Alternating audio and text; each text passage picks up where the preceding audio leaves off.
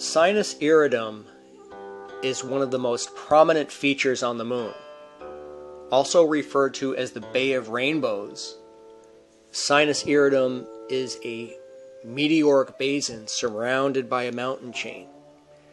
Now the Chang'e 3 lander has landed in the lower left of the picture here. You can see the rainbow.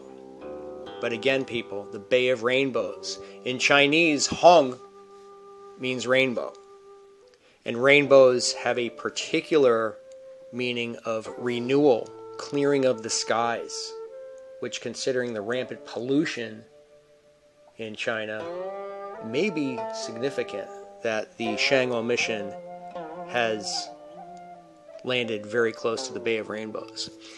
In this image from NASA's Lunar Reconnaissance orbiter, we see on the top arrow where the Chang'e 3 lander has landed, and the little dot below that is the Yutu rover. Now, Yutu in Chinese means the jade rabbit. I'm going to get to that momentarily. But first, Chang'e 3 is, in Chinese mythology, the goddess of the moon. And here we see a silk tapestry of Chang'e with the moon to the left. Now, through misadventure, Chang'e swallowed a magic pill which propelled her into orbit, and she landed on the moon, estranged from her husband.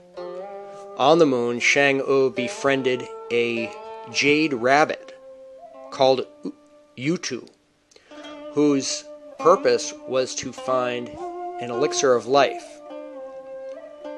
Now, the moon rabbit, or Yutu, represents pareidolia, which is putting meaning on natural phenomena that may look symbolic. In Asian mythology, the moon looked like a rabbit grinding a mortar and pestle, as seen in this image from Wikipedia. As you see here, it's no mistake, Yutu literally means the jade rabbit, or the moon rabbit. Now, this mythological creature was also referenced in Apollo 11's mission in 1969, and I'm going to read this to you. This is fascinating. Houston Mission Control is speaking with Buzz Aldrin on the moon. Houston says, "Among the large headlines covering Apollo this morning, there's one asking that you watch for a lovely girl with a big rabbit. An ancient legend says a beautiful Chinese girl called Chang'e has been living there for 4,000 years.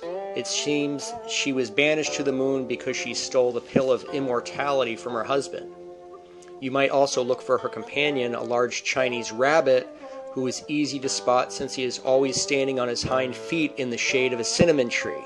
The name of the rabbit is not reported." Well, people, we know that the name of the rabbit is Yutu.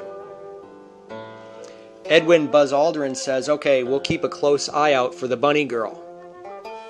Well, that is a fun story to read.